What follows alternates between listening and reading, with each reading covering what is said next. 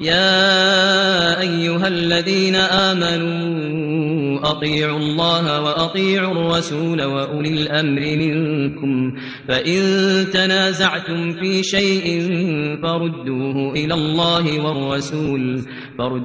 إلى الله والرسول إن كنتم تؤمنون بالله واليوم الآخر ذلك خير وأحسن تأويلا. Pemimpin itu kalau dia zalim, kita doakan agar dia jadi adil. Ya, justru doa kita yang buruk kepada pemimpin itu menjadikan dia semakin buruk. Kadang-kadang sebagian kita itu lihat pemimpin itu zalim lalu kita caci maki. Ya, pekerjaannya hanya mencaci maki.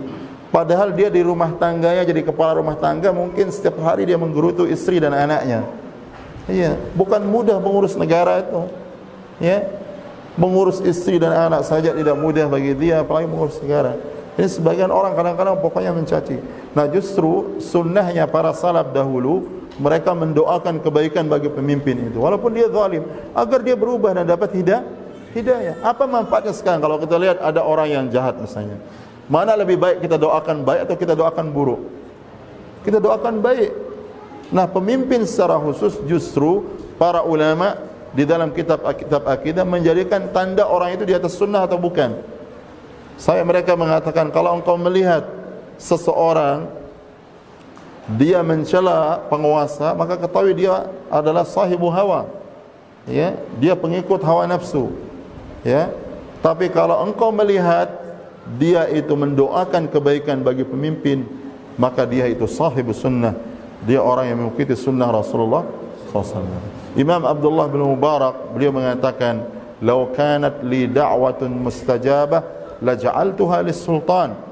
Andaikan aku memiliki doa yang mustajab atau yang Allah tetapkan, niscaya aku akan peruntukkan doa yang mustajab itu bagi penguasa. Ya. Dan ini bukan berarti kita menjilat kepada penguasa, tidak. Karena itu memang yang diajarkan oleh Rasulullah sallallahu alaihi wasallam dan kita beribadah dengan itu. Ya.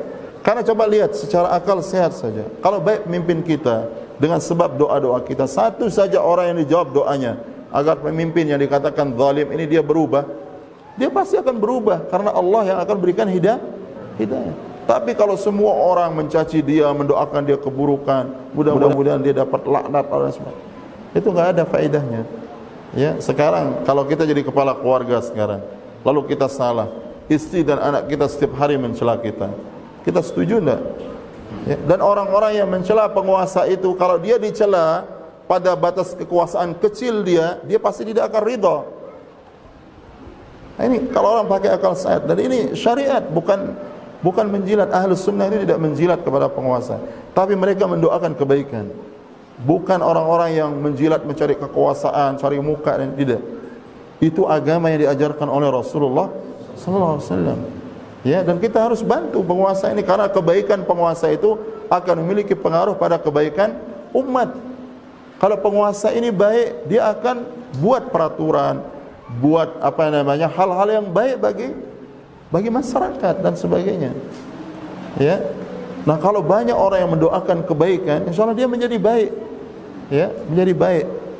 Ya, jadi ini penting dan ini harus kita sebarkan kepada keluarga kita, kepada orang di sekitar kita agar kebaikan ini menjadi banyak. Ya.